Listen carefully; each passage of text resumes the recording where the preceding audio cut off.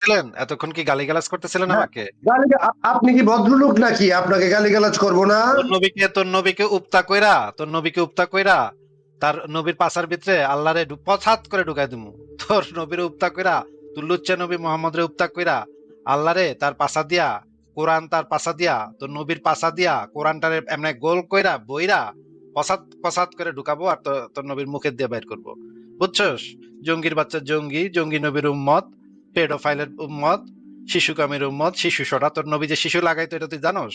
হালা হালার পর তুই যে এই যে গালিগুলা খাইতেছস, তোরা তো মিউট করে রাখছি। হালার পর তোরা তো মিউট করে রাখছি, মিউট করে এখন আমি কথা কইতেছি। তোরা মিউট করে রাখছি রে ওগুলা তো ছাগল। মারে যদি। আরে বলদা তোরা তো এই, মিউট করে রাখছি। তুই যদি ভদ্রভাবে কথা বলতি তাহলে তোর সাথে আমি ভদ্রভাবে কথা বলতাম। তুই তুই হইতেছিস লুচ্ছা নবী তুই মোহাম্মদ, লম্পট নবী মোহাম্মদ, খেলা ডাকাত করস। সর্দার। তোর নবী ছিল ডাকাত সর্দার, দাসী লাগাইতো, হ্যাঁ, ঘরের ভিতরে এগুলা দাসী তুই দিয়ে কথা লাগাইতো। কস না, এই আরে চুপ গালিগালাজ থাক, করস কেন? চুপ থাক, আরে চুপ থাক। তুই তো আইসা প্রথমে গালিগালাজ শুরু করছস। আলার পর হালা, ছাগলের বাচ্চা ছাগল, জঙ্গির বাচ্চা জঙ্গি। তোর নবী ছিল এক জঙ্গি, তুই তোরা হয়েছে সব জঙ্গির বাচ্চা জঙ্গি।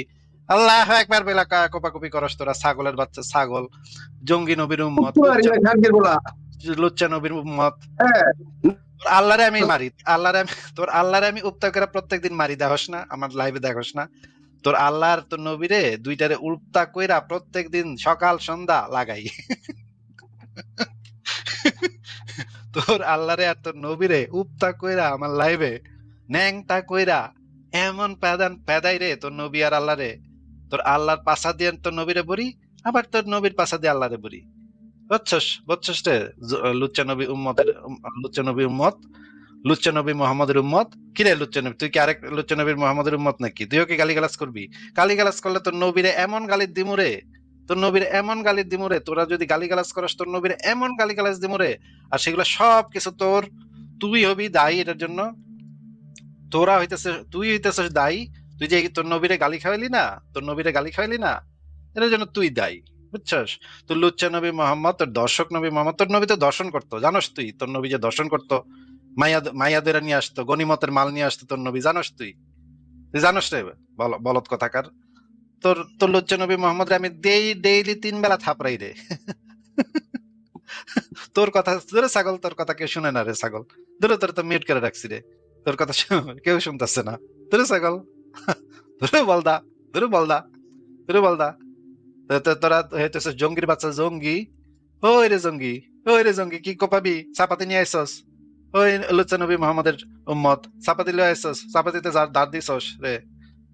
জঙ্গির বাচ্চা জঙ্গি। কিরে জঙ্গির বাচ্চা জঙ্গি? কিরে তুই কি করবি? তুই তো একেবারে মানে ফকিনি রে। তোর ঘরটা এত ফকিনি মার্কা কেন? তোর ঘর ফকিনি। তুই কি মানে মানে রিক্সাওয়ালা? তুই কি করস? তুই মানে আমি ঢাকা থাকলে তুই আমার সামনে দাঁড়াইতে পারতি রে? তুই তো মানে ফকিন্নির বাচ্চা ফকিন্নি। তোর ঘর ধরি তো দেখা যাইতেছে তুই ফকিন্নির বাচ্চা ফকিন্নি। তুই আমার সামনে দাঁড়াইতে পারবি রে? কোনোদিন আমার সামনে এসে দাঁড়াইতে পারবি? তোর এই যোগ্যতা আছে? তোর 14 গোষ্ঠীর এই যোগ্যতা আছে রে? তুই আমার সামনে দাঁড়াইতে পারবি কোনোদিন? তুই যে মানে মানে তোর ঘর বাড়ি দেখলেই তো দেখা যায় তুই একটা ফকিন্নির বাচ্চা। বস্তিতে থাকস নাকি? কিরে বস্তির বাচ্চা বস্তি? তুই এসে গালি গালাজ করস, তোর সাহস তো কম না? তোর নবীরে আমি উল্টা করে পুন্দাই ডেইলি 3 বেলা। তোর নবীর উল্টা করে পুন্দাই রে আমি। তুই যদি ভদ্রভাবে কথা বলতে আসতি তাহলে তোর সাথে ভদ্রভাবে কথা বলতাম। তুই এসে গালিগালাজ শুরু করছস। এখন তো তুই মানে লাগাতার গালি খাবি। আধা ঘন্টা তুইও গালি খাবি, তোর নবীও গালি খাবো, তোর আল্লাহও গালি খাবো। তোর কোরআন রে গোল কইরা তোর পাছা দিয়ে ঢুকামু রে। হ্যাঁ, তোর কোরআন রে এভাবে গোল কইরা পেঁচায়া পেঁচায়া তোর পাছা দিয়ে এভাবে ফস ফস করে ঢুকামু রে। হ্যাঁ, তো তুই যদি ভদ্রভাবে কথা কস তাহলে তোর সাথে ভদ্রভাবে কথা বলবো। তুই যদি না, শুনে আবার কেন জানি, হ্যাঁ জানি কেন শুনে। হ্যাঁ, শুনে আবার বলে, শোন, তুই যদি ভদ্রভাবে কথা কস তোরা আবারও মিউট করে দিলাম। তোর কথা আর কেউ শুনতেছে না রে ছাগল কথা। তোরে বলতা, তুই যদি ভদ্রভাবে কথা বলতি তাহলে তোর সাথে ভদ্রভাবে কথা বলতাম। তুই অভদ্রের বাচ্চা অভদ্র, তুই লুচ্চা নবী মোহাম্মদের উম্মত, তো তোর ভদ্র হবি কেমনে? তোরা তো শিক্ষা দীক্ষা নাই, অশিক্ষিত মূর্খ। তোর নবী ছিল মূর্খ সদা, তোরা হয়েছে সব মূর্খ, মূর্খর বাচ্চা মূর্খ। তোরা জঙ্গিগিরি করবি, বোমা ফাটাবি, মানুষে কাফের মারবি তোরা। হ্যাঁ, তোরা রাস্তাঘাটে গিয়া আল্লাহ আকবার বলে কাফের মারবি তোরা, আল্লাহ কইরা তোরা চাপাতি দিয়া কোপাকুপি করবি। তোরা জঙ্গির বাচ্চা জঙ্গি হইছস। তোদের লজ্জা লাগে না? তোদের পৃথিবীতে মানুষজন তো তোদের ঘৃণা করে। হ্যাঁ, তোরা জঙ্গির বাচ্চা জঙ্গি, তোরা কাফের কোপাস। তোদের সারা পৃথিবীর মানুষ তোদের ঘৃণা করে, তোরা এয়ারপোর্টে ঢুকলে মানুষ ডরায় যায়, জানোস তুই? ইউরোপ আমেরিকাতে তো তোদের মতো দেখলে, তোদের মানে চেহারা দেখলেই মানুষ ডরায় যায় যে এই তো জঙ্গির বাচ্চা জঙ্গি আসছে, মানে গারাত থেকে একটা জঙ্গির বাচ্চা জঙ্গি চলে আসছে। মোহাম্মদ নাম দেখলেই বুঝে যে এটা একটা জঙ্গির বাচ্চা জঙ্গি রে। হ্যাঁ, তোরা মানে কত বড় জঙ্গির বাচ্চা জঙ্গি, তোদের কোনো লাজ লজ্জা নাই রে, তোদের লাজ লজ্জা নাই, মানে বেহায়া বেশরম, আরব দেশের উট, মানে তোরা মানে মানে ঢিলাকুলুপ করস, তোরা মাদ্রাসাতে হুজুরদের পাছা মারা খাস ডেইলি, তোর হুজুর তোর আরে পাছা শোন, মারতে ভদ্র আবার ধর তোর মিউট করে রাখলাম। তোর হুজুরে তোর পাছা মারতো রে ছোটকালে? হ্যাঁ, পাছা আরে মারা তোর হুজুরে তোর পাছা মারতো রে? তোর হুজুর তুই পাছা মারা খায় তোর হুজুরে এ তোর মাগির বলা, না, তোর হুজুরে তোর পাছা মারতো না? তোর এ মানে মাগির বলা শোন, ওই তোর এ তোর কথা তো তোর তো মিউট করে রাখছি রে, তোর কথা কেউ শুনবে না তো, বলদা বলদা কথাকার। তোর মা তোর বাপের নাম তোর তোর তোর তোর কথা কেউ শুনতেছে না বলদা। হরে বলদা, হরে বলদা, ছাগল কথাকার, লুচ্চা নবী মোহাম্মদের উম্মত। তুই যদি ভদ্রভাবে কথা বলতি তাহলে তোর সাথে আমি কথা বলতাম। এখানে হাজার হাজার মানুষ আসে, সবার সাথে আমি কথা বলি। আরে তুই এসে গালাগালি বাদ দে, তুই তুই তো এসে তাহলে তুই আগে মাপ চা, তুই আগে গালিগালাজ যে করছিস শুরুতে এসা, সেটার জন্য মাপ চা, তাহলে তোর সাথে কথা বলবো। তুই আগে মাপ চাবি, তুই আগে সরি কবি, তারপর আমি তোর সাথে আচ্ছা সরি সরি, ওকে sorry sorry sorry sorry sorry sorry, হ্যাঁ সরি, এখন বলেন। আচ্ছা ঠিক আছে, এখন বলেন তাহলে আপনার হ্যাঁ কি বলার আছে বলেন, আপনার যদি কোনো আচ্ছা বক্তব্য থাকে বলতে পারেন। আচ্ছা আচ্ছা আচ্ছা আচ্ছা আচ্ছা, আসিফ ভাই আমি আপনাকে একটা কোশ্চেন করি, ঠিক আছে ঠিক আছে? হ্যাঁ, হ্যাঁ হ্যাঁ ঠিক আছে বলেন। কোশ্চেনটা হচ্ছে 23 বছর জীবনে আর কি, নবীজি 23 বছর জীবনে কতজন মানুষ মারা গেছিল, এক্সাক্ট সংখ্যাটা বলেন। তখন তো মানুষই ছিল কম, তখন তো আরব দেশে মানুষই ছিল কম, কিন্তু যত আরে এক্সাক্ট সংখ্যাটা জানতে চাইতেছি, কথার এক্সাক্ট সংখ্যাটা কত ছিল? কথার মাঝখানে কথা বলেন না, কথার মাঝখানে তো কথা ওকে বলেন না। ওকে ওকে ওকে, মোহাম্মদ কতজন মানুষকে হত্যা করছে সেগুলোর এক্সাক্ট হিসাব তো আমাদের কাছে নাই, কিন্তু ওই একটা যে এই যে কথার মাঝখানে আবারও কথা কইতেছেন, কথার মাঝখানে কথা কইতে না করলাম না, চুপ করে থাকেন আচ্ছা আবার। আপনি বলেন বলেন, কিন্তু আমাকে সুযোগ দিতে তাহলে হবে। আবার কথার মাঝখানে কথা বলবেন না তাহলে। ওকে ওকে ওকে ওকে কথার ওকে মাঝখানে কথা ওকে ওকেও না, কোনো সাউন্ড না, কথার মাঝখানে কোনো কথা না। ওকে ওকে, আবার ওকে ওকে আচ্ছা।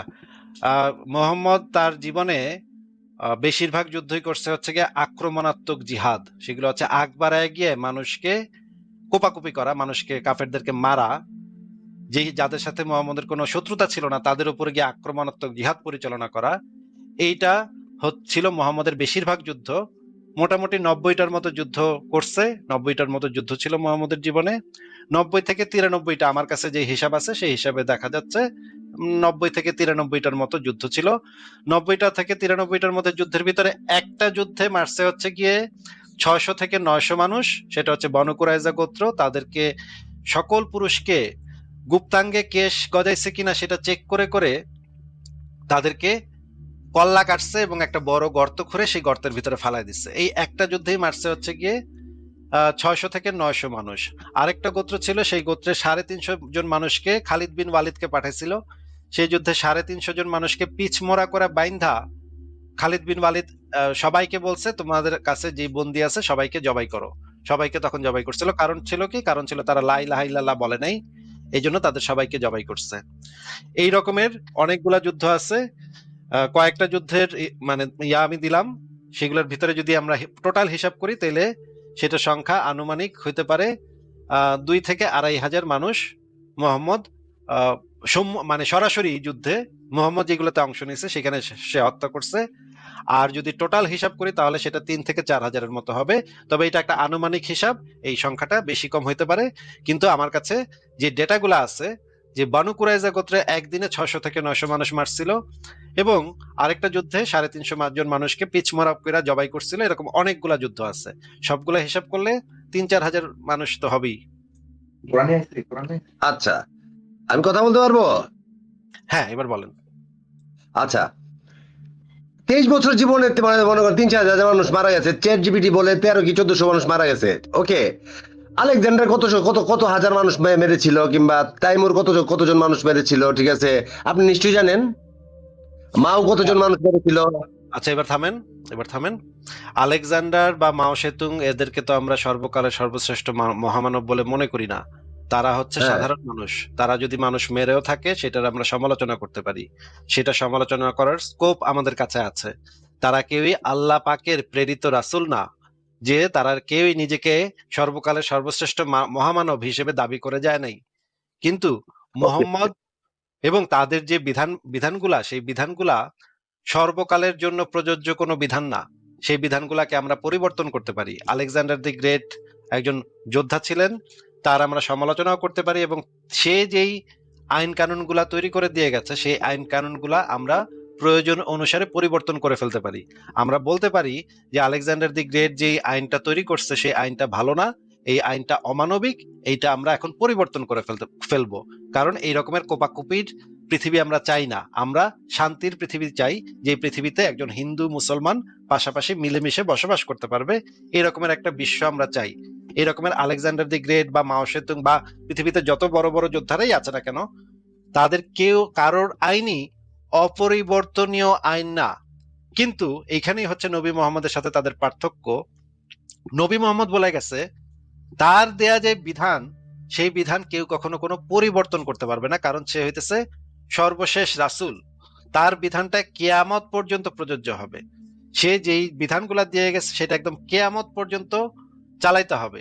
যেমন একটা বিধানের কথা আমি আপনাকে বলি, মুহাম্মদ বলছে যে আমি লোকেদের বিরুদ্ধে কিতাল করতে আদেশ প্রাপ্ত হয়েছি যতক্ষণ না তারা বলবে লা ইলাহা ইল্লাল্লাহ। এটা না বললে তাদেরকে আমি কিতাল করব। এটা আমি আদেশ প্রাপ্ত হয়েছি। এটা নবী মোহাম্মদ তার জীবনে করছে, খলিফা আবু বকরও করছে, খলিফা ওমরও করছে, খলিফা ওসমানও করছে, খলিফা আলীও করছে। সবাই এই বিধানটাকে সামনে রেখে কোপাকুপি করছে সারা পৃথিবীব্যাপী। এখন আলেকজান্ডার দি গ্রেট যদি একটা খারাপ বিধান থাকে তার, সেটাকে আমরা খুব সহজেই বলতে পারি যে দেখেন এখন আমাদের আন্তর্জাতিক মানবাধিকার আইন আছে, জেনেভা সনদ আছে, এবং জাতিসংঘের রুলস আছে। এই রুলস অনুসারে এই বিধানগুলা, সেই পুরনো বিধানগুলা বাতিল। কিন্তু ইসলাম বলতেছে যে এই কিতালটা, মুহাম্মদের যে কিতালটা, সেই কিতালটা কিয়ামত পর্যন্ত চালু রাখতে হবে, কিয়ামত পর্যন্ত কাফের মারতে হবে। এই বিধানের তো আর কোনো পরিবর্তন সম্ভব না, কারণ একবার যেটা মুহাম্মদ করে দিয়ে গেছে, আল্লাহ করে দিয়ে গেছে, সেটা তো কিয়ামত পর্যন্ত আমাদের চালাইতে হবে। এখন এই কারণেই মুহাম্মদের সাথে অন্য যত ব্যক্তিবর্গ আছে তাদের পার্থক্যটা হচ্ছে এই জায়গায় যে অন্য সবার ক্ষেত্রে আমরা পরিবর্তন করতে পারি, মুহাম্মদের ক্ষেত্রে পরিবর্তন করতে পারি না। এবং আরেকটা যে সমস্যা, যে আলেকজান্ডার দি গ্রেটের বিধান কিন্তু বর্তমানে পৃথিবীর কোথাও চালু নাই, কিন্তু মুহাম্মদের বিধান কিন্তু বর্তমানে পৃথিবীতে অনেকগুলা ইসলামিক শরিয়া দেশে চালু আছে। এইটা একটা মহা মুসিবত। এই কারণে দেখা যায় যে ইসলামিক শরিয়ার যে দেশগুলো আছে সেই সমস্ত দেশে কাফেরদেরকে নির্যাতন করা হয়, কাফেরদেরকে মারা হয়। এইগুলা তো সভ্য সমাজে একসেপ্টেবল না, এগুলো তো সভ্য সমাজে একদমই অসভ্য বর্বর বিধান। আপনি কি জানেন যে ইসলাম ধর্মের একটা বিধান হচ্ছে যারা ইসলাম ধর্ম ত্যাগ করে তাদের গর্দান উড়াইয়া দিতে বলছে আপনার নবী? এটা কি আপনি জানেন? অবশ্যই জানি। মুরতাদদেরকে গর্দান উড়াই দেয় কোনো এক কালে, এখন এখন আসলে এইগুলা কার্যকর না। এটা এখনো ইসলামে, এটা এখনো কার্যকর, এটা কিয়ামত পর্যন্ত কার্যকর থাকবে। ইসলামের বিধান হচ্ছে অপরিবর্তনীয় বিধান। ইসলামের বিধান নবী ছাড়া কেউ পরিবর্তন করতে পারে না। আপনার নবী যেই বিধান তৈরি করে দিয়ে গেছে সেই বিধানটা কিয়ামতের দিন পর্যন্ত চালু থাকতে হবে। আচ্ছা ভাই, আপনি বর্তমান পারমিশন পৃথিবী, দিলে আমি একটু কথা, পারমিশন দিলে একটু কথা বলি। আচ্ছা একটু বললেন, দাঁড়ান একটু। এই যে মুরতাদের যে বিধান, বিধানটা নিয়ে একটু কথা বলে নিই। মুরতাদের যে বিধান, নবী বলে গেছে যে ব্যক্তি ইসলাম ধর্ম ত্যাগ করবে তার কল্লাটা ফালাই দিতে হবে, এক কোপে খাজাত করে ফালাই দিতে হবে। হ্যাঁ, এটা হাদিসের ভিতরে একদম পরিষ্কার ভাবে আছে, গর্দান উড়াইয়া দাও, নবী বলে গেছে। এখন এই বিধানের উপর ভিত্তি করে ইসলামের শরিয়া আইন প্রবর্তন হয়েছে। চারটা মাযহাব আছে আপনার ধর্মে, ইমাম আবু হানিফা, ইমাম মালিক, ইমাম শাফি, ইমাম আহমদ ইবনে হাম্বল। এই চারটা মাযহাবের যে ইমামরা তাদের মাযহাবের আইন প্রণয়ন করছে, যে আইনগুলা সারা পৃথিবীব্যাপী মুসলিম দেশে এবং ইসলামিক দেশে আইন হিসেবে কার্যকর। এই চার মাযহাবেই এই জিনিসটা বলা আছে যে নবী যেহেতু বলে দিছে যে মুরতাদকে গর্দান উড়াইয়া দিতে হবে, সেই কারণে এই চার মাযহাবেই এই বিধানটা আছে যে মুরতাদদের কল্লা ফালাই দিতে হবে। এখন পৃথিবীর সমস্ত মুসলিম দেশেই যেখানে শরিয়া আইন চালু আছে সেই সমস্ত দেশে এখনো গর্দান উড়াইয়া দেওয়া হবে এবং কেয়ামত পর্যন্ত গর্দান উড়াইয়া দেওয়া হবে। আপনি যে বললেন যে এটা এখন আর চালু নাই, এটা আপনি কোথায় পাইছেন যে এটা ইসলামে চালু? হ্যাঁ, এটা অনেক সেকুলার দেশে আর চালু নাই, সেকুলার দেশ তো আর শরিয়ার আন্ডারে চলে না। আপনি যে বলেন চালু নেই, ইসলামে চালু নেই, এটা আপনি কোথায় পাইছেন একটু বলেন তো। আসলে ইসলামে চালু নাকি, মানে যেমন আমি সাদা মানে নর্মালি কোনোদিন একটা থাপ্পড় দিই না একটা লোককে। ইসলামিক কোনো ম্যাটার নিয়ে একটা থাপ্পড় দিই না। আমি নামাজ পড়ি, শুক্রবার দিন নামাজ পড়ি, রেগুলার পড়ি না, শুক্রবার দিন নামাজ পড়ি, কিন্তু কাউকে একটা থাপ্পড় দিই না। আমার কথা হচ্ছে কি জানেন, আমরা কিছু নিরিবিলি মুসলমান আছি যারা আসলে নিরিবিলি ভাবে ধর্মটা পালন করতে চাইছি। আর আপনি ঢালাভাবে যেভাবে মুসলমানদেরকে এভাবে গালি গালাজ, নবীজিকে গালি গালাজ করেন, আমরা তো না, আমি একটা বিশ্বাস মুসলমানদেরকে গালিগালাজ করি না। ভুল বলছেন ভাই, আমি মুসলমানদেরকে কখনো গালিগালাজ করি না। আমি যেটা করি, নবীকে নবীকে তার চরিত্রের জন্য, তার কামের জন্য, আপনার নবী আমাকে হত্যা করতে বলছে, আমি ইসলাম ধর্ম বিশ্বাস করি না, তাহলে ভাই এটা তো আমার ব্যাপার, আমার বিষয়। আমি কোনটা বিশ্বাস করব কি করব না এটা আমার বিষয়। কিন্তু আপনার নবী বলে দিছে, আমি তো মুসলমান পরিবারে জন্মাইছিলাম, এখন তাই বলে যে আমার মুসলমান হইতেই হবে এমন তো কোনো কথা নাই। আমি ডিসাইড করব আমি কি বিশ্বাস করব না না করব, সেটা তো আমি ডিসাইড করব নাকি? জি ভাই, ছোট্ট একটা কথা বলি, ছোট্ট না একটা না, কথা বলি। এক সেকেন্ড একটু এটা একটু শেষ করে নিই। আপনাকে একটা জিনিস আমি দেখাইতে চাচ্ছি। আপনি বললেন যে আপনি নামাজ টামাজ তেমন একটা পড়েন না, শুক্রবার দিন খালি গিয়া পড়েন নাকি? শুক্রবার দিন করি। আচ্ছা, আপনাকে আমি ইসলামের বিধানটা, এই বিষয়ে আপনার সম্পর্কে ইসলামের বিধানটা আপনাকে একটু দেখায় নিই, তারপরে আপনি আমার সাথে আরো কথা বলেন, অসুবিধা নেই। কথা, আপনি যেহেতু এখন আর অভদ্রতা করতেছেন না, গালিগালাজ করতেছেন না, সেহেতু আপনি কথা বলতে পারবেন, অসুবিধা নেই। আহ একটু না, এই যে এই ভিডিওটা একটু দেখেন ভাই, এই ইসলামের বিধান কি, এই বিষয়ে আপনার বিষয়ে ইসলামের বিধান কি সেটা একটু আমরা একটু দেখি আগে, তারপর আপনি আবার কথা বলেন। হ্যাঁ, শুনেন আগে। একজন মুশরিক, একজন কাফের, ইহুদি খ্রিস্টান, তারা বেশি খারাপ না একজন বেনামাজি বেশি খারাপ? বেনামাজি বেশি খারাপ কেন? এই উত্তরটা দেওয়া লাগবে কিন্তু। কেন বেশি খারাপ? এ উত্তর হলো না। উত্তরটা কানে দিয়ে ডাকেন। বেনামাজিকে হত্যা করা কি ফরজ, মুসলিম সরকার তাকে হত্যা করা কি ফরজ। এ হলো মুরতাদ। এ কি মুরতাদ? সালাত ছেড়ে দিয়েছে, কি হয়ে গেছে? মুরতাদ হয়ে গেছে। কিন্তু ইহুদি খ্রিস্টান কি মুরতাদ না? অরিজিনাল কাফের। কিন্তু এই বেনামাজি নামাজ না পড়ে ও মুরতাদ হয়ে গেছে, এই জন্য মুসলিম সরকারের উপরে ফরজ হলো ওকে হত্যা করা। কোন কোন ইমাম বলছে 3 দিন টাইম দিতে হবে। মজার ব্যাপার কি জানেন? যারা বেনামাজি তাদেরকে হত্যা করতে হবে, এ ব্যাপারে আলেমদের মাঝে, ইমামদের মাঝে, সাহাবিদের মাঝে কোনো ইখতিলাফ নাই। কোনো ইখতিলাফ নাই। ইখতিলাফ কি বিষয় আছে জানেন? ইখতিলাফ হলো হত্যার পরে ওর জানাজা হবে কি হবে না, এই নিয়ে ইখতিলাফ আছে। কিন্তু হত্যা করতে হবে আগে। বুঝলেন না মনে হয় কথাটা? বেনামাজিকে হত্যা করতে হবে, এটা ফরজ, এখানে কোনো ইখতিলাফ নাই। ইখতিলাফ শুধু কি, হজ যেহেতু জারি হয়ে গেছে, এখন ওকে জানাজা পড়া হবে কি হবে না। যারা পাকাপোক্ত ইমাম তারা বলছেন ওর কি জানাজা যাবে না। আর এক শ্রেণীর আলেম বলছেন যেহেতু হাত কার্যকর হয়ে গেছে সুতরাং জানাজা করা যেতে পারে। প্রথম শ্রেণীর আলেমগণ বলছেন না, ও কাফের, হজ জারি করলেও ও এখনো মুসলিম হতে পারেনি। কারণ কি? ওই ঈমান ছিল না। কি কারণে? কি কারণে? সালাত পড়েনি তাই। তাহলে ইহুদি খ্রিস্টান কাফের মুশরিকের চেয়ে খারাপ বেনামাজিরা কেন? কি বললাম? উত্তর দিলাম না? না না না, তারা মুরতাদ। তারা কি? মুরতাদ। এই মাসালা না বোঝার কারণে তো সমস্যা। আমরা সালাত পড়ি না। সালাত আপনাকে পড়তেই হবে, পড়তেই হবে, বিকল্প কোনো পথ নাই। রাসূল সাল্লাল্লাহু আলাইহি ওয়াসাল্লাম বলেছেন, লা তাতরুকুস সালাতা মুতাআম্মিদিন, তোমরা ইচ্ছা করে সালাত ছেড়ে দিও না। ফা ইন্নাহু মান তারাকাস সালাহ মুতাআম্মিদান খারাজা মিনাল মিল্লাহ, যে ব্যক্তি সালাত ছেড়ে দিল সে ইসলাম থেকে বেরিয়ে গেল, সে মুরতাদ হয়ে গেল। এই যে সে মুরতাদ হয়ে গেল, সে মুরতাদ। আচ্ছা, আমরা একজন প্রখ্যাত, বাংলাদেশের একজন প্রখ্যাত আলেম, আপনি যদি ওনার নাম না জানেন তাহলে ওনার নাম বলে দিচ্ছি। ওনার নাম হচ্ছে শাইখ ডক্টর মুজাফফর বিন মুহসিন। উনি বাংলাদেশের একজন প্রখ্যাত সালাফি আলেম। উনি যেটা বলেন, উনি মানে ইসলামের যেটা বিধান আছে সেই বিধানটাই উনি মানে উল্লেখ করেন। আমি ওনার ভিডিও দেখেছি আগেও, এবং আমি জানি যে উনি যেটা বলে দলিল প্রমাণ সামনে রেখেই বলে। তো আপনি বলতেছেন যে আপনি শুক্রবারের নামাজটা খালি কোনো মতে পড়েন, মাঝে মাঝে তাও পড়েন না। তো আপনার সম্পর্কে ইসলামের বিধানটা কি? ইসলামী যদি শরীয়ত কায়েম হয় তাহলে আপনার যে কি হইব সেটা আপনি নিজে বুঝছেন। এটা আর আমার আচ্ছা, বেশি। ভাই আমি এক মিনিট কথা বলবো। হ্যাঁ, বলেন। হ্যাঁ, আসলে ইসলামটা যে কি জিনিস এটা আপনিও জানেন আমিও জানি, ঠিক আছে।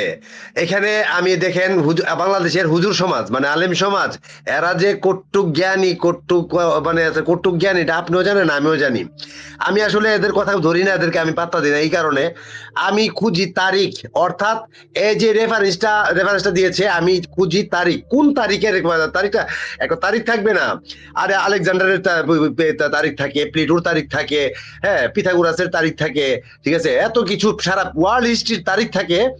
একটা হাদিস কবে লেখা হয়েছিল, কত তারিখে, এটা তারিখ থাকবে না? লক্ষ লক্ষ জাল হাদিসে ভর্তি। এগুলাকে পুঁজি করে মূর্খ কিছু আলেম কি বললো না বললো এটার উপর তুমি ইসলাম বেশি ইয়ে করে নির্ভর করে না। আমি শুধু কোরআনটাকে ফলো আপ করতে চাইতেছি।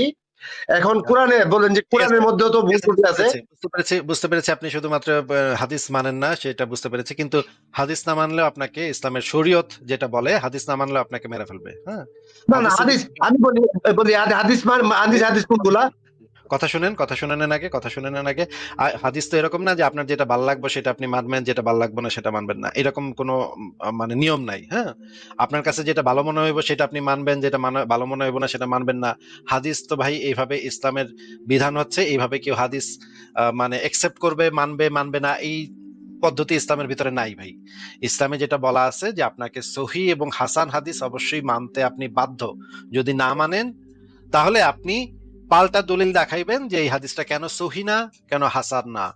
এটা যদি আপনি দেখাইতে না পারেন তাহলে আপনাকেও মেরে ফেলা হবে, আপনাকেও মুরতাদ হিসেবে গণ্য করা হবে, এবং আপনাকে শরীয়ত, ইসলামী শরীয়ত কায়েম হইলে আপনাকেও একই সিস্টেমে কল্লা উড়াইয়া দেওয়া হবে। আপনার জন্য সিস্টেম একই, আপনি যে বেনামাজি, আপনি যে নামাজ পড়েন না এই জন্য আপনাকে মারা হবে, আপনি যে সহি হাদিস মানেন না এই জন্য আপনাকে মারা হবে, আপনার দুইবার মারা হবে। একবার না, আমারে তো একবার মারবো, আমরা তো তাও একবার মানে কতল করবো, আপনারা কিন্তু মারবো দুইবার। হ্যাঁ, আমি কিন্তু নাস্তিক হয়েছি এই কারণে আমার কল্লা কাটবো একবার, আপনারা কিন্তু কাটবো দুইবার। আপনি একবার নামাজ ছাড়ছেন এই জন্য একবার কাটবো, একবার হাদিস অস্বীকার করছেন সেই জন্য আরেকবার কাটবো। সুতরাং আপনি কি মানেন কি মানেন না সেটা তো ভাই আপনার ব্যক্তিগত বিষয়। আপনাকে আমি জিজ্ঞেস করতেছি যে ইসলামী শরীয়ত যদি কায়েম হয়, বাংলাদেশে যদি ইসলামী শরীয়ত কায়েম হয়, তারা তো আপনার এসে জিগাইবো না যে ভাই আপনি কোনটা মানেন কি কোনটা মানেন না, তারা তো ঘেচাং করে কল্লাটা ঠিকই ফালাই দিব। আপনি কি জানেন যে ইসলামী শরীয়ত কায়েম হইলে আপনার কল্লাটা যাইবো, এটা জানেন? এটা হবে না কোনোদিন আসিফ ভাই, ইনশাল্লাহ। ঠিক আছে, আমি একটা কথা বলি পায়ের মধ্যে। আচ্ছা, ধরেন তর্কের খাতিরে ধরে নেন বাংলাদেশে যদি ইসলামী শরীয়ত কায়েম হয়, আপনার তখন কি, আপনার উপরে কি শাস্তি প্রয়োগ হবে এটা কি আপনি বুঝতে পারছেন কিনা? আমাকে কারণ দর্শাইয়া ফাঁসি দিতে হবে, ঠিক আছে, আমি তো অন্তত বলার সুযোগ পাবো, ঠিক আছে। এই যে এই হাদিসগুলা, একটা হাদিসে বলা আছে যে যে নামাজ পরিত্যাগ করে, সে ইচ্ছায় নামাজ পরিত্যাগ করে সে কাফের, এটা মুহাম্মদ বলে গেছে। এবং এই কাফের হয়ে যায়, সেই কাফেরের থেকে আলেমরা যারা, তারিখটা- ওইটা হাদিস আপনাকে আমি বের করে দেখাবো sorry, পরে, এটা যদি নিয়ে যদি আপনি না কথা না না, বলতে চান, ওটা নিয়ে সরি যদি সরি, আপনি আলোচনা আসিফ ভাই, করতে চান, আমি এক মিনিটে কয়েকটা কথা বলে শেষ করে দিই, আপনি বলেন। বলেন। মানে যে হাদিসের তারিখ দেখাতে পারবে না যে এত তারিখে এটা সংকলন করা হয়েছিল, আমি হাদিসে হচ্ছে কোরআনের সাথে লিঙ্ক যেগুলাকে পাবো ওইগুলা নিয়ে আমি কথা বলতে চাই, এছাড়া বাকিগুলা বাদ। আর মেইন যে কথাটা বলতে চাচ্ছিলাম, আপনাকে ধরেন আমি জিজ্ঞেস মোহাম্মদ নবী করছিলাম, না। আচ্ছা ওয়েট ওয়েট ওয়েট, আপনাকে তো আমি জিজ্ঞেস করছিলাম যে আপনাকে বাংলাদেশে যদি শরীয়ত, ইসলামী শরীয়ত কায়েম হয়, আপনাকে তো এসে তখন জিগাইবো না যে ভাই আপনি কি হাদিসটা কি, এটা কি আপনি মানতেছেন নাকি মানতেছেন না, তখন তো অটোমেটিক আপনার মানে মুরতাদ বইলে আপনার কল্লা কাটবো, তখন তো আর আপনার জিগাইবো না যে আপনি বিশ্বাস করেন কি করেন না। আপনার তাহলে বিশ্বাস তো হবে সে আমার হত্যা করলো। শামসুদ্দ। আচ্ছা, আমাকে হত্যা করলো, চেঙ্গিসের খাতায় তার নাম গেল, ঠিক আছে, তা সে আমাকে হত্যা করলো। আপনি কোনটা বিশ্বাস করেন কোনটা বিশ্বাস করেন না তা দিয়ে তো ইসলামী শরীয়তের কিছু যায় আসে না, ইসলামী শরীয়ত তো তার আইন অনুসারে চলবে নাকি? হ্যাঁ, এখন আপনি কিন্তু ইসলামী পারতেন শরীয়তে ইচ্ছা যে করলে। এটা ইসলামী শরীয়তে এই আইনটা আছে নাকি নাই সেটা একটু বলেন আমারে।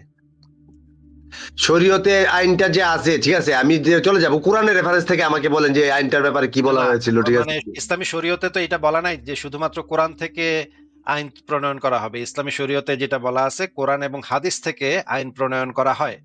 ইসলামী শরীয়ত কাকে বলে এটা জানেন আপনি? হ্যাঁ, ইসলামী শরীয়তের মধ্যে মনে করেন যে কোরআন এবং সুন্নাহর কথা বলা হয়েছে, ঠিক আছে, হয়েছে কোরআন এবং সুন্নাহ। ওকে, সুন্নাহ হচ্ছে এই কোরআনের সাথে লিঙ্ক, আমি যেগুলাকে পাবো আমি ওইগুলা নিয়ে এসে এর বাইরে যেগুলা পাবো ওইগুলা তো নিয়ে আমার হাদিস বলে গণ্য হয় না।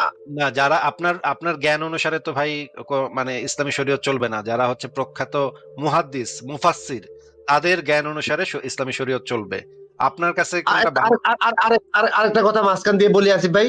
আমি একটু শেষ করে নিই যে পৃথিবীর সর্বকালের সর্বশ্রেষ্ঠ যারা হচ্ছে গিয়ে পণ্ডিত, ইসলামী আইনের উপরে পণ্ডিত, ইমাম আবু হানিফা, ইমাম মালিক, ইমাম শাফি, ইমাম আহমদ ইবনে হাম্বল, এই চারজনই একসাথে মত দিছে যে আপনি যে নামাজ কাজা করছেন, নামাজ যে পড়েন না, এটার জন্য আপনাকে মৃত্যুদণ্ড দিতে হবে। আপনি যদি তওবা করে ফেরত না আসেন তাহলে আপনাকে মৃত্যুদণ্ড দেওয়া হবে। এইটা সবচেয়ে বড় বড় পণ্ডিতরা, ইসলামের সবচেয়ে বড় পণ্ডিত ইমাম আবু হানিফার নাম শুনছেন আপনি? আবু হানিফা অবশ্যই শুনেছি, চারজন এরা তো ইমামের নাম জানি। এই চার ইমামই তো একসাথে মত দিয়া ফেলাইছে যে আপনার আপনার জন্য বিধান হইতেছে কল্লা কাটা। তাইলে আপনি হ্যাঁ, যদি এখন বলেন যে আমি এই হাদিস মানি ওই হাদিস মানি না, এটা দিয়ে তো আপনি তো পার পাইবেন না। এই আইন তো আপনার উপরে প্রয়োগ হইব নাকি? ওকে, উনিও বলেছে যে আমার আমার হাদিসটা কিংবা আমার মতবাদটা যদি ভুল প্রমাণিত হয় তাহলে তুমি ছুঁড়ে ফেলে দাও ব্যাপারটা। না, তারা বলেছে যে আমার হাদিস যদি কোনো সহি হাদিসের বিপরীতে যায় তাহলে সেটাকে ছুঁড়ে ফেলে দাও। হ্যাঁ, আপনি যেটা বলতেছেন সেটা ভুল বলতেছেন। তারা বলেছে আচ্ছা, আমার আমার বক্তব্য যদি কোনো সহি হাদিসের বিপরীতে যায় তখন তাদের বক্তব্য ফেলতে হবে। কিন্তু এই বক্তব্য তো কোনো সহি হাদিসের বিপরীতে যাচ্ছে না। এই যে সহি হাদিসে বলা আছে, নবী বলেছে যারা নামাজ পরিত্যাগ করে তারা কাফের হয়ে যায়। নামাজ হচ্ছে আসিফ ভাই, কুফরি এবং আসিফ ভাই, কুফরি এবং আমি আপনার মূল্যবান সময় নষ্ট করতে চাই না। আমি একটা না, টপিক আপনাকে। আপনি এখন আমাকে একটু বলেন একটা জিনিস যে আমি একটা মুসলিম পরিবারে জন্ম নিচ্ছি, আমার ইসলাম ভালো লাগে না, আমার কি এই অধিকার আছে যে আমি ইসলাম ত্যাগ করব? আমি ইসলাম ত্যাগ করতে চাই না, কেন করবো আমি? না, আপনার যে কথা বলি নাই, আপনার কথা বলিনি, আমার কথা। আমি আসিফ মহিউদ্দিন, আমার নাম আসিফ মহিউদ্দিন, আমার ইসলাম আপনি ভালো লাগে না। আমি কি তাহলে ইসলাম আপনি ত্যাগ যে করতে কোনো একটা পারবো? আসলে যে কোনো একটা ধর্মের আন্ডারে আপনাকে যেতে হবে যদি আপনি না, আসলে মানসিক আমার ইচ্ছা মানসিক শান্তি চান। না, না, না, না, আমি কোন ধর্মের আন্ডারে যাব কেন? আমার যাব না। কিন্তু ইসলাম আমাকে কি করতে চায় বলেন? ইসলামের বিধান কি এই বিষয়ে? আপনার নবী কি বলছে? ইসলামের বিধান, ইসলামের বিধান মুরতাদ হয়ে গেলে আপনি যদি চলে যান, আপনি মুরতাদ হয়ে গেলে যদি তাকে কতল করে ফেলার নিয়ম। হ্যাঁ, তাহলে এটা কতল কি করে। আমার বিশ্বাস করার স্বাধীনতা, আমার বিশ্বাস করার অধিকার? এইটাকে ক্ষুণ্ণ এখন করছে নাকি করছে না? এখন মানে আসলে মানে অ্যাকচুয়াল কোরআনের রেফারেন্সটা কি মানে হুবহু সেম? আমি কি একটু কোরআনে একটু এই একই ব্যাপারটা কথা বলা নিয়ে- আছে, কোরআনে একই কথা বলা আছে। আচ্ছা, আচ্ছা, আচ্ছা, আচ্ছা। সে যদি অস্বীকার করে চলে যায় তাহলে তাকে ইয়ে কতল করতে সরাসরি হবে। মৃত্যুদণ্ড। হ্যাঁ, আচ্ছা, সূরা আচ্ছা, আচ্ছা। নিসার 89 নম্বর আমি আয়াত। আমি আমি সূরা এই সূরা জায়গাটাতে আসবো। মাইদার আমি আমি সূরা মাইদার আমাকে 23 আমি নম্বর আয়াত। মানে আমার এক বন্ধু প্রত্যেকদিন আমার সাথে এটা নিয়ে কথা বলে, তো আর আমি আপনার সাথে লাইভে আজকে অ্যাড হলাম। আমি একটু পড়াশোনা করে দুদিন পরে আপনার সাথে অ্যাড হচ্ছি। আমি একটা জিনিস শুধু আপনাকে মানে মনে করে দিতে চাই যে আরবের তৎকালীন যে অবস্থাটা ছিল, বাদ দেন নবী ছিল না, কিচ্ছু ছিল না, আমার কোরআন আল্লাহ মিশা, কোরআন মিশা, সব মিশা। একটা সমাজকে সংস্কার করতে গিয়ে সেটা 2200-2300 মানুষ মারা যাওয়াটা তো নাথিং আমার কাছে মনে হয়। না, না, না, না, না, না, না, না। কিভাবে মারছে আমি তো সেই জিনিসগুলো জানি। আমি সেই বিষয়গুলোর উপর গভীর পড়ালেখা করছি। দীর্ঘ হ্যাঁ, 20 বছর আমি সেগুলোর উপর পড়ালেখা করছি। আপনি এই হ্যাঁ। টাইপের মিথ্যা কথা বলে তো আমার কাছ থেকে ছুটতে পারবেন না ভাই। আমি প্রত্যেকটা দলিল প্রমাণ আমি বাইর করে রাখছি। আপনার নবী কিভাবে তারই মানুষ মারতো, কিভাবে মানুষ মারতো, তারই জবাই করতো, মানুষকে কিভাবে জবাই করতো, প্রত্যেকটা দলিল প্রমাণ একদম অথেন্টিক বইগুলা থেকে আমার কাছে আছে। And আপনি কইবেন যে আমি এটা মানি ওইটা বইগুলো মানি না। যখন আপনি না, দেখবেন না, যে বিপদ হইতেছে, যখন আপনি দেখবেন বিপদ হয়ে যাচ্ছে, তখন আপনি কইবেন যে ভাই এটা তো আমি মানি না। হ্যাঁ? এটাই তো আপনারা না, করেন। আপনারা ভাই ভাই, চ্যাট জিপিটি তো আমাকে কোনো বইয়ের সন্ধান অদ্যপতি দিতে পারতেছে না। যে একটা বই আমি চাইতেছি ঐতিহাসিক বই, যে বইটার মধ্যে মনে করেন যে কতজন মানুষ মারা গেছিল, কত তারিখে মারা গেছিল, তারিখ সহ, ঠিক আছে, মানুষের তালিকাটা, ঠিক আছে, এগুলো চ্যাট জিপিটি দিতে পারতেছে না। হ্যাঁ, এখন আমি কি করব বলেন? আপনি যে একটা সমাজ ইসলামের যে সংস্কার। অথেন্টিক বইগুলো আছে সেই অথেন্টিক বইগুলো পড়েন, যেগুলো প্রাইমারি সোর্স, ইসলামের যে প্রাইমারি সোর্স গুলা হচ্ছে এগুলাকে কোরআন। আমি বই কি কাউন্ট হিসেবে করতে চাই না ভাই। ভাই ফতুয়া আলমগীর ওরা এদিকে লেখা আছে, আমি তো এগুলোকে কাউন্টে আনতে চাইতেছি না। এরা তো জাস্ট একটা ওই পুরানো ধারার মধ্যে পড়ে রয়েছে। আর তাছাড়া আপনি কিন্তু একটা কাজ করতে পারতেন, ভালো একটা কাজ করতে পারতেন। আপনার যেহেতু মেধাবী বা অবশ্যই একজন জ্ঞানী মানুষ, আপনি কিন্তু সঠিক একটা ফর্মুলা দিতে পারতেন যে হ্যাঁ, ইসলাম ধর্ম তোমরা পালন করো, এই ফর্মুলায় পালন করো, এই জিনিসগুলোকে অ্যাভয়েড করো। এই কাজটা করলে কিন্তু পারতেন। ঠিক ইসলাম আছে। জিনিসটাই তো আচ্ছা, অন্ধবিশ্বাস, ইসলাম জিনিসটাই তো অন্ধবিশ্বাস। এই অন্ধবিশ্বাস মানুষ কেন ফলো করবে, কেন পালন করবে? মানুষ আসলে ধর্ম তো যুক্তি দিয়ে চলে না, ঠিক আছে, সবচেয়ে বড় জিনিস। যেটা যুক্তি দিয়ে চলে না সেটাকে তো বর্জন করতে হবে। যেটা যুক্তি দিয়ে তাহলে চলে তো শুধুমাত্র সেটাকে অ্যাকসেপ্ট আপনি করতে তো হবে। অক্সিজেন তো আর বর্জন করতে পারবেন না, ইচ্ছা করলে আপনি চাও না, অক্সিজেন তো বর্জন মানে করতে পারবেন। মানে অক্সিজেন বর্জন করব কেন আমি? হ্যাঁ, অক্সিজেন বর্জন অক্সিজেন তো আর করাটা তো দেখা যায় না। ঠিক না। অক্সিজেন দেখা যায় না, অনুভব করা যায়। শুধুমাত্র দেখার মধ্যেই তো যে যুক্তি সীমিত সেটা তো কেউ বলে নাই আপনাকে। আচ্ছা আচ্ছা। যুক্তি তো এখন শুধুমাত্র চোখে দেখার মধ্যে সীমিত না। আমরা এখন অনেক সময় অনেক অনেক ভুল জিনিসও দেখতে পাই। যেমন একটা জিনিস হচ্ছে মরীচিকা। মরীচিকার নাম হ্যাঁ, শুনছেন? মরীচিকা কাকে বলে? হ্যাঁ দেখেছি মরিচিকা। হ্যাঁ, মরীচিকা আমরা ভুল দেখি।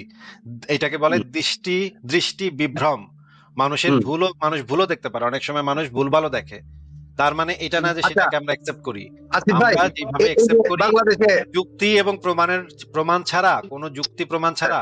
আচ্ছা, আপনি তো একটা মুসলিম পরিবারে জন্মাইছেন নাকি? হ্যাঁ অবশ্যই আপনি যদি সুন্নি একটা মুসলাম। যদি হিন্দু পরিবারে জন্মাইতেন তাহলে মানে আপনি এখন তো আইসা কইতেন যে বা আসিফ সাহেব আপনি কৃষ্ণরাই বিশ্বাস করেন না কেন? এটা তো আপনি কইতেন নাকি?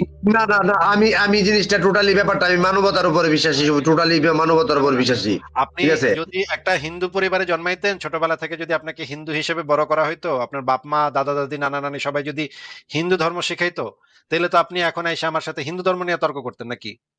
আপনারা তো হিন্দু ধর্ম নিয়ে কোনো কথা বলেন না, খ্রিস্ট ধর্ম নিয়েও কথা বলেন না, তাওরাত ধরেন নিয়ে কোনো কথা বলেন তখন তো আপনার অবস্থানটা হিন্দু ধর্মের সপক্ষে হইতো নাকি? না। হয়তো, কিন্তু আপনারা আচ্ছা শুধু তাইলে মুসলমান কেন, আপনারা তাইলে আপনারা তাইলে এটা নিয়ে হিন্দু পরে কথা হিন্দু বলবো। ধর্ম নিয়ে কথা বলতে পারেন না। এটা নিয়ে পরে কথা বলবো। আগে এই জিনিসটা একটু বইলা নেন যে আপনার ছোটবেলা থেকে আপনাকে যে বাপ মায়ে যে জিনিসটা শিখাই দিছে আপনি তো সেটাতেই অন্ধবিশ্বাস করছেন নাকি?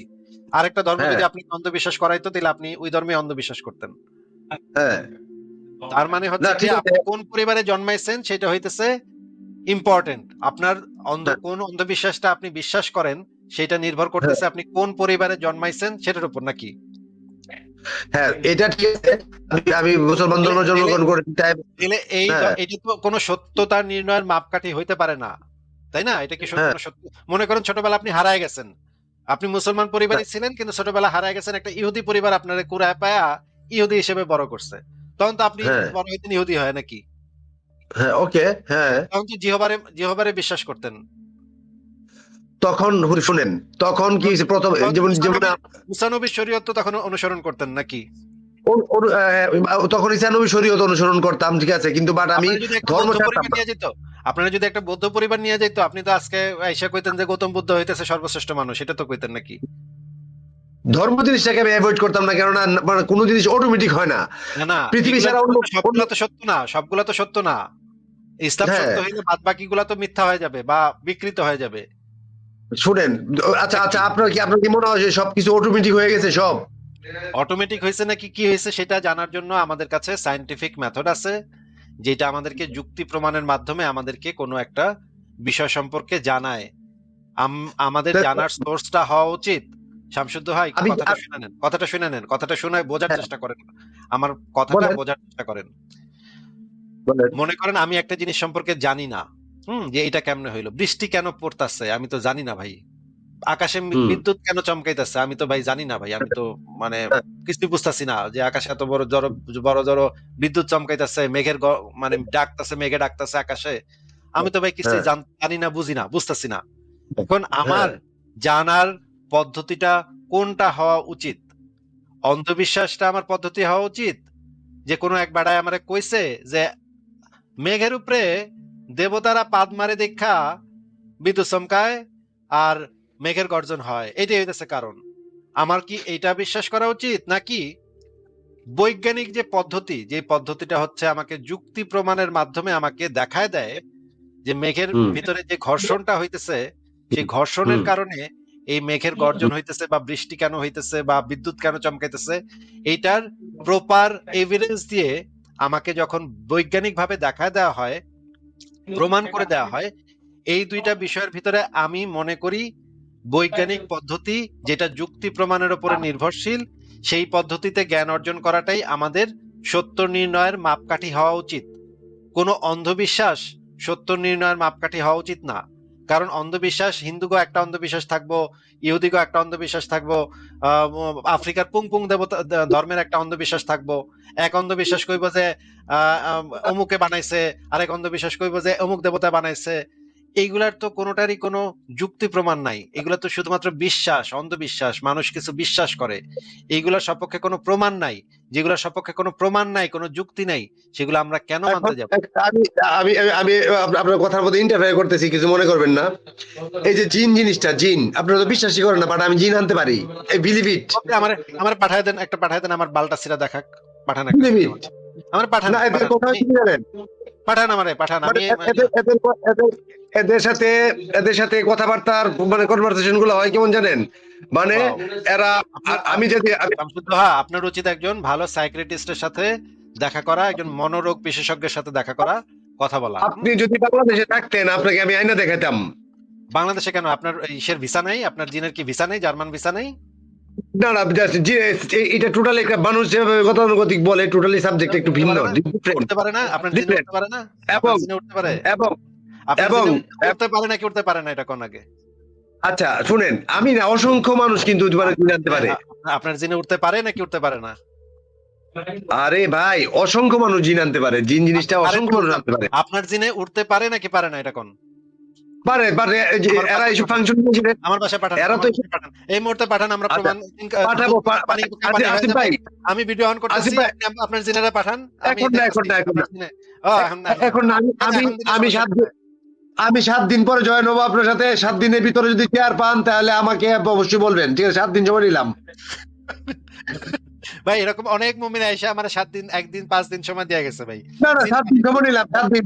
হ্যাঁ, 7 দিন সময় নিলাম। 7 দিন যদি আপনার বাসায় কোনো কিছু চেয়ার পান আমাকে অবশ্যই বলতে হবে ভাই, ঠিক আছে? আচ্ছা আসিফ ভাই শুনেন, আচ্ছা আসিফ ভাই শুনেন, আরেকটা কথা শেষ করি, ঠিক আছে? আপনার সাথে আমার আরো অনেকগুলো কথা হবে, ঠিক আছে? আপনারা যেগুলা বলেন হ্যাঁ। ভাই, আপনারা বুঝেন না যে এগুলা মানে একটা শিক্ষিত সমাজে এই সমস্ত কথা বলাটা কতখানি এই ধরনের বোগাস কথা। আমি জিন আনতে পারি, বিশ্বাস করেন। আপনার উচিত একটা ভালো সাইকিয়াট্রিস্টের সাথে কনসাল্ট করা। হ্যাঁ, হ্যাঁ, মানসিক রোগ বিশেষজ্ঞ। আপনার কিছু সাইকোলজিক্যাল সমস্যা আছে, আপনার মাথায় একটু সমস্যা আছে আপনার, ঠিক আছে? আপনারও তো আছে, আপনারও তো আছে। আপনি তো টোটালি, আমি এই সমস্ত দিন ভূত পেতনি পুতনি এগুলো বিশ্বাস করতাম। আপনি একটা ভ্রান্ত ধারণা নিয়ে সেটা উদ্ভ্রান্তের মতো ঘুরে ঘুরতেছে, ঠিক আছে? পাঠান না, আপনি জিনেরে পাঠান না ভাই, তো আমি বসে আছি তো, এখন পাঠাইতে ডর কিসের? আপনি বিভ্রান্ত হয়ে, ঠিক আছে, উদ্ভ্রান্ত মতো ঘুরে বেড়াতেছেন, ঠিক আছে? এখন পাঠান।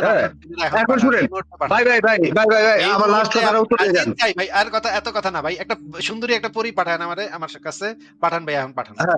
সুন্দর দেখা আপনার ওয়াইফ তো তখন আবার আপনার সাথে ঝগড়া করবে। ঝগড়া করলে আপনার কি? আপনার সমস্যা কি? আমার ওয়াইফ এখন বাসায় নেই, আপনি তাড়াতাড়ি একটু। আচ্ছা ঠিক আছে, আমি ট্রাই করবো রে পরিপাঠন করে, আমি ট্রাই করবো রে যে তাদেরকে বলবো আপনার এখানে পাঠানোর জন্য, চাকরি পাঠান। সুন্দরী দেখা পাঠান, সুন্দরী দেখা পাঠান, হিন্দি সিনেমার নায়িকা গো মতো সুন্দরী পাঠান। হ্যাঁ, আচ্ছা আচ্ছা আচ্ছা আচ্ছা, ঠিক আছে, এক সপ্তাহ টাইম দিলাম, 1 সপ্তাহ। আচ্ছা, আমি আপনাকে আবার পুরনো প্রসঙ্গটাতে ফিরে যাই একটু। হ্যাঁ, আপনি যদি এই যে জুলাই সংগ্রাম গেল, এত মানুষ মারা গেল, শেখ হাসিনা উৎখাত হলো, তাই না? এখন 23 বছরে মক্কার মতো যে মক্কার যে পরিবেশটা ছিল, এটাকে একটা সুষ্ঠু পরিবেশে আনতে গিয়া মাত্র 1300 মানুষ মারা গেছে। আপনারা যেভাবে বলতেন সুষ্ঠু পরিবেশ কি বলেন ভাই? পাগলের মতো কথাবার্তা কি বলেন? সুষ্ঠু পরিবেশ মানে আপনি জানেন যে 4 খলিফার কয়জন মানে মুসলমানদের হাতে মরছে, এটা আপনি জানেন? ইসলাম তো খুনাখুনির ইতিহাস, ইসলামের পুরো ইতিহাস খুনাখুনির ইতিহাস ভাই। আপনি এগুলো জানেন না ভাই? শামসুদ্দোহা ভাই একটু অফজান, আমি একটু বলে নিই, আপনি এগুলো জানেন না, বেহুদা কথা কইতাছেন। ইসলামের ইতিহাস পুরোটা হইতেছে খুনাখুনির ইতিহাস। বাপে পোলারে মারছে, পোলা এরে মারছে, ও ওরে মারছে। বলেন আপনি নিজে মরছে বিষ খায়, নবী নিজে মরছে বিষ খায়, তার মানে সাহাবীরা বেশিরভাগ মরছে মুসলমানদের হাতে। ভাই, কোপাকুপি মারামারি ছাড়া ইসলামের ভিতরে কিচ্ছু নাই। আপনারা নিজেরা মারামারি করছেন। হযরত আলী নাকি মারছে, আপনারা কি এর সুস্থ পরিবেশ আনছেন? কি এর সুস্থ পরিবেশ আনছেন? ইসলামের পুরো ইতিহাস হইতেছে খুনাখুনির ইতিহাস, রক্তাক্ত ইতিহাস। মক্কা বিজয় কয়জন মানুষ মারা গিয়েছিল? জানেন? মক্কা বিজয়ের আগেই তো চুক্তি করে নিছে, এবং মক্কা বিজয়ের দিনই তো কয়েকজন মানুষকে হত্যা করা হয়েছে। কয়জন? যেই কয়জনই হোক, মানে সেটা আমাকে এক্সাক্ট বলেন কয়জন? ইসলামের ইতিহাস বলেন। আপনি হাসান হোসেন কেমনে মরছে বলেন? হাসান হোসেন কেমনে মরছে তো আপনি পরে আসতেছি। আপনার 23 বছরে কয়জন নবীজি মানুষ মারছে? তাহলে আপনি যে বললেন সুষ্ঠু পরিবেশে নিয়ে আসছে, কি এর সুষ্ঠু পরিবেশ? হযরত আবু বকর থেকে শুরু করে খালি যুদ্ধ হইছে এরপরে। খলিফা যখন আবু বকর হইছে, আবু বকরের সময় সারা হ্যাঁ সময় যুদ্ধ হইছে। ওমরের সময় সারা হ্যাঁ সময় যুদ্ধ হইছে। ওসমানের সময় সারা সময় যুদ্ধ হইছে। মৃত্যু আলীর সময় সংখ্যাটা সারা বলেন, সময় যুদ্ধ হইছে। ভাই মৃত্যু সংখ্যাটা বলেন, মানে মৃত্যু এই সংখ্যাটা। মাথা থেকে এই মাথা, হযরত ওমর এই মাথা থেকে ওই মাথা যুদ্ধ করছে। খালিদ বিন ওয়ালিদরে পাঠায় মুসলমানকে পাইছে আপনার মানে আচ্ছা সাহাবীরা, মৃত্যু আপনার যে সংখ্যাটা বলবেন না, খলিফারা। আপনি এক তারিখ বলবেন না। আপনি যদি আমার সাথে এগুলো নিয়ে আলোচনা করতে চান, আমার কাছে সমস্ত রেফারেন্স আমার কাছে মজুদ করা আছে। আপনারা আপনাদের আপনি খলিফারা আপনি কি যথেষ্ট পরিমাণ টাকা পান, রক্তের, আপনার আপনি খলিফারা যথেষ্ট কি টাকা পরিমাণ, পান এগুলা করার জন্য, ঠিক আছে আপনি ঠিক আছে, করবেনই, ঠিক আছে। আপনার খলিফারা কত রক্তের নদী বয়ে দিছে, আরবে রক্তের নদী বয়ে দিছিল আপনার খলিফারা। খলিফারা বয় দিচ্ছে, ঠিক আছে, আমি নবীজির জীবন ধ্বংসের কথা বলতেছি ভাই। আরে নবীও তো নিজে এগুলো শুরু করে দিয়ে গেছে। নবী কতজন আকাম শুরু কতজন? করে দিয়ে গেছে। আরে কতজন, নবীর সময় তো মানুষই আছিল কতজন।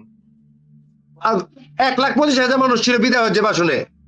হ্যাঁ, 1,25,000। আপনি জানেন 1,25,000 কোথায় পাইছেন আপনি? এটা আরব ইতিহাস, এটা কোথায় পাইছেন আপনি? আরব ইতিহাস। কোথায় পাইছেন? কোন গ্রন্থ থেকে পাইছেন? যেমন আপনি মনে সংখ্যাটা জানেন না যে আরে কতজন মানুষ কোন কোন গ্রন্থ জায়গায় মারা থেকে গেছে। পাইছেন? নামটা বলেন, গ্রন্থের নাম বলেন। আপনি একটু আগে আমি কইলেন আপনি আপনাকে হাদিস মানেন নামটা না। আপনি একটু আগে কইলেন আমি আপনি হাদিস মানেন না। এখন আবার কইতেছেন যে 1,25,000 ছিল। আপনি এটা কোরআনে লেখা আছে কোথায়? আমি আপনাকে দিতেছি, রেফারেন্সটা মিয়া, দিতেছি, আপনি অবশ্যই একটু আগে দিতেছি। কইলেন আপনি হাদিসই মানেন না। হাদিস না মানলে আপনি হাদিস, কোরআন থেকে আরে আপনি ভাই কি হাদিস কোরআন হাদিস, মানেন? আমি তো হাদিস মানি না, বলি না আপনাকে। আমি আপনি বলছি একটু যে আগে কইছেন কোরআনের আপনি সাথে, হাদিস মানেন না। কোরআনে কোথায় লেখা আছে 1,25,000 ছিল সে সময়? আর কোরআনের কথা কথা কথায় আমি আসছি, হিস্ট্রিতে তাহলে যাবেন আপনি, কোরআন ছাড়া হিস্ট্রিতে। নাকি আপনি মানেন না? কোরআন ছাড়া নাকি আপনি মানেন না? আরে কোরআনের সাথে লিংক আছে যে তাহলে হাদিসগুলো, আপনি না একটু আগে ওইগুলা কইলেন, মানি আমি। আপনি নাকি একটু আগে কইলেন কত হাদিস জাল জাল বানাইছে, হাদিসে হুদিস জাল জল বানাইছে। এটা তো আপনি নিজে অনেক কইলেন। জাল হাদিস আছে। তাহলে আপনি বুঝলেন আপনি কেমনে এটা কোরআনের জাল সাথে, না? আপনি এটা বুঝলেন কোরআনের কেমনে এটা সাথে, জাল না যে? আচ্ছা কোরআনের যেগুলোর সাথে কোরআনের লিংক নাই এগুলা তো জাল। আরে এই যে কোরআনের ভিতরে তো এটা নাই যে 1,25,000 ছিল, 25,000 ছিল। আপনি আচ্ছা কোরআন, তাহলে আপনি এটা তো জানছেন হিস্ট্রি কেমনে এটা যে, জাল জাল কিনা? এটা জানছেন তাহলে কেমনে? আপনি আপনি নবীজি এতগুলা মানুষ মারছে, আপনি কে আপনাকে আরে কে আপনি বলছে? যে 1,25,000 যে সংখ্যাটা কইলেন এটা জানছেন কেমনে? এটা আগে উত্তর দেন। আচ্ছা নবীজি এতগুলা মানুষ মারছে, আপনাকে কে আরে বলছে? আমি তো আমি শোনেন, আমি কোরআন পড়ছি, তাফসীর পড়ছি, সিরাত পড়ছি, আবার হাদিস তাফসীর পড়ছি, বাদ দেন না আপনি। হাদিসের ব্যাখ্যা গ্রন্থ, হাদিসের সরাহ গ্রন্থ পড়ছি, ইসলামের কোনো কিছু হ্যাঁ, বাদ রাখি নাই পড়তে। শরিয়া আইন পড়ছি, ফিকহ পড়ছি, তারিখ গুলা আকিদা এর মধ্যে পড়ছি। কোন তারিখ জানেন না, হ্যাঁ, তারিখ জানেন না এর মধ্যে। চার ইমাম কি কি কইছে, চার মাযহাবের চার ইমাম কি কি কইছে সব পড়া লাইছি। আর আপনি তো চার কিছু ইমামের পড়েন নাই। চার ইমামের জন্ম তারিখটা তো আপনি জানেন, এর মধ্যে তারিখটা জানেন না যে ওই বুবু এই যে এই হাদিসটা এত তারিখ সংকলন হয়েছে। হ্যাঁ, তারিখ হাদিস তারিখ দিয়ে সংকলন করছে। আপনার কথার কোনো, ভাই আপনাকে তো বললাম যে আপনি কথার আপনি কোনো যদি আর তারিখ আপনি যে থাকবে না। সিলমোহর যেহেতু ইউজ করতো কোরআন চিঠির মধ্যে, কোরআনের সিলমোহর। কোরআনের তারিখ কোথায় আছে দেখান তাহলে। কোরআনের কোন আয়াত কোরআনের কবে তারিখ, নাযিল হয়েছে কোথায়? কোরআন আজীবনে, কোরআন তো আজীবনের জন্য, তারিখের প্রয়োজন নাই। কোরআনের আপনাকে কি জিজ্ঞেস করতেছি সেটা আগে শুই না, তারপর উত্তর দেন। কোরআনের কোন হ্যাঁ, আয়াত কবে নাযিল হয়েছে সেটার তারিখ দেখান আমারে। আপনি যদি তাহলে তো চ্যাট জিপিটির কাছে যান, তাহলে মনে আমি করেন আপনার ChatGPT অ্যানালাইসিস, আপনাকে কি জিজ্ঞেস করছি প্রশ্নটা বলেন তো। কোরআনে কোন আয়াত কবে নাজিল হয়েছিল তার তারিখটা যদি জানতে চান, হ্যাঁ, আপনি তারিখ একটু দেখান। অ্যানালাইসিস করলে, একটু অ্যানালাইসিস করলে তারিখটা বের হয়ে যাবে। তারিখ বেড়ে যাবে। আপনি যদি কোরআনের কোন একটা আয়াতের তারিখ আমারে কইতে পারেন তাহলে কোন দেখি একটু দেখান আমারে। আচ্ছা আচ্ছা আচ্ছা, এই ChatGPT বের মুহূর্তে করেন আপনার, তো। এই দেখান। মুহূর্তে তো হুট, এই মুহূর্তে হুট করে আমি লাইভে আসছি উইদাউট আপনি কোন প্রিপারেশনে। আমি আপনি কোন সূরা without- আনফালের 59 নম্বর আয়াতটা কত তারিখে নাযিল হয়েছে বলেন। এটা আমি তো বললাম না, আমি হুট করে আসছি না প্রিপারেশন ছাড়া। আমি আমি আপনাকে একটা বলেন, হ্যাঁ, একটা কোরআনের একটা আয়াত বলেন যে দিন তারিখ সহ বলেন, এই তারিখে নাযিল হয়েছে বলেন। একটা এটা বলেই হবে। এটা এটা হিজরি সাল অ্যানালাইসিস করে আপনাকে আমি আরেকটা ডেট দেই। আমি একটা বলেন। আপনার তো সব বলতে বলিনি। আরে একটা উদাহরণ হিসেবে একটা বলেন। আপনি তো 20 বছর যাবত, আপনি তো আপনি একটা তো 20 বছর, আপনি তো তার মানে আরে কোরআনের ওই যদি আপনি ভাই যদি চাপাবাজি যেই যুক্তিতে আপনি হাদিসের যেহেতু দিন তারিখ নাই সেহেতু হাদিস বাতিল, একই যুক্তিতে কোরআনেরও তো দিন তারিখ নাই, তাহলে তো আপনার যুক্তিতে কোরআনও বাতিল হয়ে গেল। আপনি তো পুরানো দিন কোরআনও তারিখ আছে, পুরানো দিন তারিখ অবশ্যই আছে, আপনাকে অ্যানালাইসিস যেতে হবে। কোরআনের কোনো দিন তারিখ নাই। এটা আপনি জানেন না দেখা মানে বেহুদা আমার সাথে আচ্ছা তর্ক করতেছেন। জানেন না দেখে বেহুদা তর্ক করতেছেন। আচ্ছা, যদি যদি আপনি মনে করেন সূরা আলাক, যদি আমি যদি সূরা আলাক আমি হ্যাঁ, একটু সূরা আলাক এই যে এক নম্বর আয়াতটা কত তারিখে আচ্ছা, নাযিল এক হয়েছে? নম্বর আয়াতটা যদি যদি আমি ইকরা উনার বিসমিকা বয়সটা, আল্লাযী খালাক, এটা কত তারিখে নাযিল হয়েছে বলেন দেখি। বলতে পারলে মনে ভাই করেন আপনার কথা মেনে নিব। জান এই মুহূর্তে না, আমি আপনাকে 7 দিন সময় দেন আমাকে। আপনার 500 বছর সময় দিলাম, 500 বছরের ভিতরে যদি বাইর করে দেখাইতে পারেন তাহলে আপনার আরে আমি 7 দিন, 1 লক্ষ টাকা দিব। 7 দিন। আপনার 1 লক্ষ টাকার দেওয়ার দরকার নাই, আপনি বেশি টাকা হয়ে গেছে, আপনি যথেষ্ট টাকা পাইতেছেন। 5 লক্ষ টাকা দিব জান। এই মুহূর্তে কইতে পারলে 5 লক্ষ টাকা দিব। আপনারে আপনি আরে এই ভাই মুহূর্তে কইতে পারলে 5 লক্ষ এই টাকা শুনেন, পাঠাবো। আপনার শুনেন, বিকাশে টাকা শুনেন, পৌঁছে যাবে। কোন দেখি শুনেন, শুনেন, শুনেন, আমরা শুনেন, বেহুদা পাজাল না পেরা এই মুহূর্তে কোন তাহলে 5 লক্ষ টাকা আপনার বিকাশ অ্যাকাউন্টে এই মুহূর্তে পাঠাবো। ওই যে আদের মনে করেন গিয়া জার্মান গিয়া পলায় গিয়া কোটা টাকা পাইছেন ইহুদিরা কাছ থেকে, আর গিয়া টাকা মাঙ্গি নিয়ে যায়। হ্যাঁ, ইহুদিরা কোটি কোটি টাকা দিতেছে, জানো এখান থেকে 5 লক্ষ টাকা আপনারা দিব। এখন কোন দেখি সময় দিবেন না আপনি আমার 7 দিন? 7 দিন কেন লাগবে? আপনি জানেন না সূরা আলাকের 1 নম্বর আয়াত কত তারিখে? আমি আমি আমি আমি তো আমি তো আপনাকে বলেছি যে আমি হুট করে আমি আমার এক বন্ধুর সাথে আলোচনা পরিপ্রেক্ষিতে। কই আপনারা কোনোদিন কোরআন হাদিস কিছুই পড়েন না? আপনারা হইতেছে হইন্না মুসলমান। আপনি যে বেনামাজি, এজন্য আপনাকে কতল করা এখন মানে ফরজ হয়ে গেছে। এই যে আমি হুজুরের ওয়াজ দেখাইলাম, ভাই আমি যদি আপনাকে ভাই আমি যদি আপনাকে পিস করতে পারতাম, আমার মনের আশা মানে জঙ্গির বাচ্চা জঙ্গি নবীর উম্মত তো এই কথাই কইবেন আপনারা। আপনারা তো পিস করেন। আপনারা মানুষ মানে কাফেরদেরকে পিস করেন, একে পিস করেন, তাকে পিস করেন। আপনারা এই দেখেন গেছে গিয়া। এরা তো জঙ্গির বাচ্চা জঙ্গি। আপনারা তো এগুলাই করবেন। এগুলা করা ছাড়া আপনাদের কাম কি? আপনাদের তো কামই এটা। লুচ্চা নবী মোহাম্মদ শিখাই দিয়ে গেছেন আপনাদের। দেখেন সে যাওয়ার সময় বলে গেল আপনারা পিস করতে পারতাম।